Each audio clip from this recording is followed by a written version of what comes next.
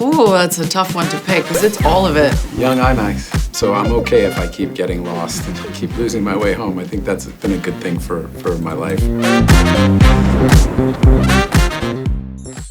Hi, I'm Charlize Theron and I play Calypso. I'm Matt Damon and I play Odysseus.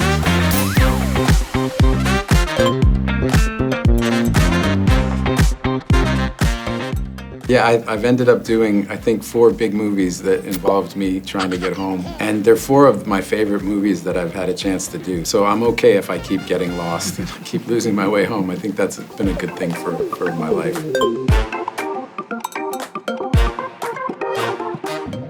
Yeah, I think a lot of it is internal. I think that it feels in this film too, since it's kind of where his memory is sparked from, that it's a space that he kind of has to get stuck. It's not necessarily just Calypso doing it, it's the gods placing him in this place. And at first, I think when you're trying to understand why, you realize at the same pace as he is that there's something about returning home, that sometimes returning home, a big part of it is also not wanting to return home and having to kind of come to the realization for all of the reasons that he's not ready to go home and how to get ready to go home.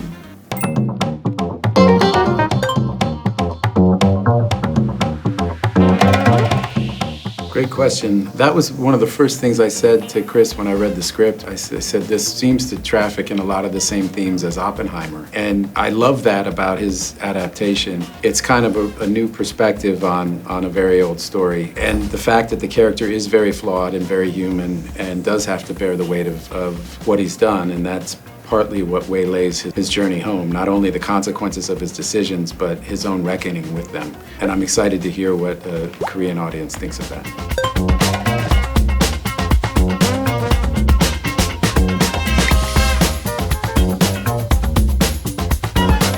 I mean, I would agree with that. I don't think there's anything more horrific for him than that. You know, it's foreshadowed, it's spoken of explicitly, you know, along the way. He's told this and he tries to defy the gods. He tries everything that he can. But yeah, and it's a heartbreaking scene as well, I think, as that ship separates. Again, I don't want to give away too much. People are going to see the movie. But yeah, that's probably the worst part of his journey.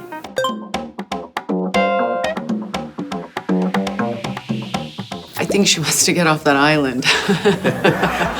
I think, you know, it is a punishment. She's been asked by the gods to stay on this island, and she's basically doing the same service for the rest of her immortality. And that's whatever sailor gets washed up, she's nurturing and taking care of. And I think for her, the greatest gift would be to be able to just get off the island, to just not be on that island anymore. So it makes for an interesting character. I think sometimes we think of gods and goddesses as non-human, without human needs, and it's nice to get to play someone like Calypso in a more human way with real human needs and wants. And at its bare bones, really, it's about connection and not wanting to be alone on that island.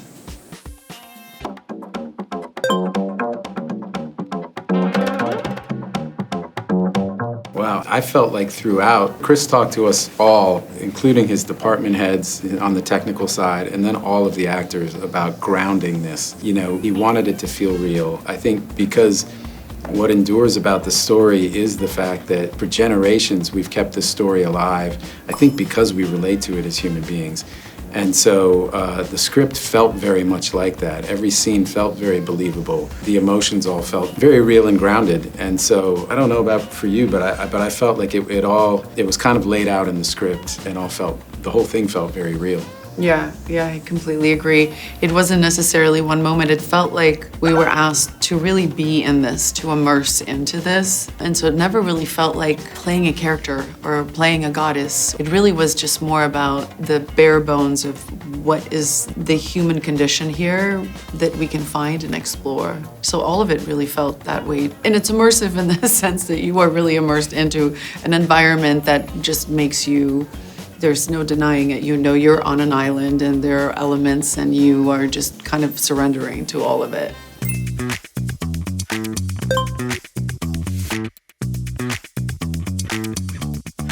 Well, the scale and grandness, I think the sacking of Troy, that sequence, there were, I don't know, 1,200 or 1,500 extras, all in battle, doing choreography. Everything was on fire. The Trojan horse was there. Athena's temple was there. And they built this city around an existing structure that seemed to go on forever. And just seeing that was absolutely amazing. I'd never seen anything done at that scale. But even smaller things like Scylla, you know, they really did ratchet stunt people off the deck of that ship while we were out on the ocean. They rigged the ratchets through the mast of the ship and actually did that all in camera. So like there were things like that I couldn't believe that we could actually do practically and not on a soundstage. And so every day it felt like there was some other thing I was seeing for the first time, having made, I don't know, 75 or 80 movies, seeing things that I'd never seen done before practically. That part was just really, really exciting. Action!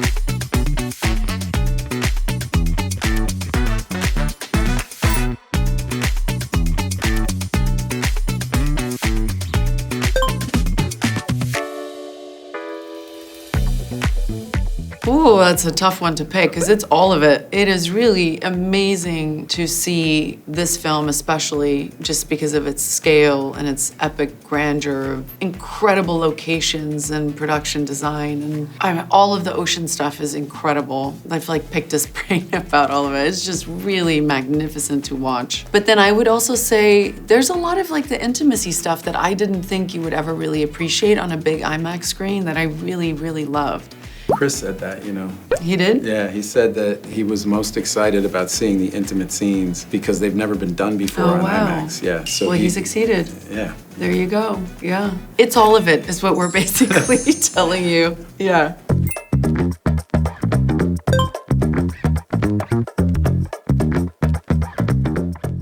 I think we want them to be entertained. That's our job, right? And we want them to feel like they had an amazing experience. And I think part of it is that the joy of this part of the process is giving the movie to the audience because it's up to them to tell us all of these things, what they felt, what they saw. And sometimes it's exactly what you intended. Sometimes they took things that you couldn't even have anticipated. And that's the fun of it, is the discussions that start afterwards. Yeah, we've been talking a lot about this on this tour, you know, because we've been lucky enough to bring this film to so many different countries. I think for us, it really is such an incredible experience to get to see the reaction in real time, to have the premiere tomorrow and to walk the red carpet and then to see Korean audience watch it for the first time. It's different in every single country, whether it's because of culture or just where a group of people find themselves in that moment in their life. This film makes you feel and has the ability to make you feel a lot of things. And I don't think we set out to make any of those particular things underlined with an exclamation exactly for the audience. But it's nice to see that if you just follow a road as a storyteller and stay true to the story that you want to tell, that when you do that, human beings will always relate to it. They'll always feel things.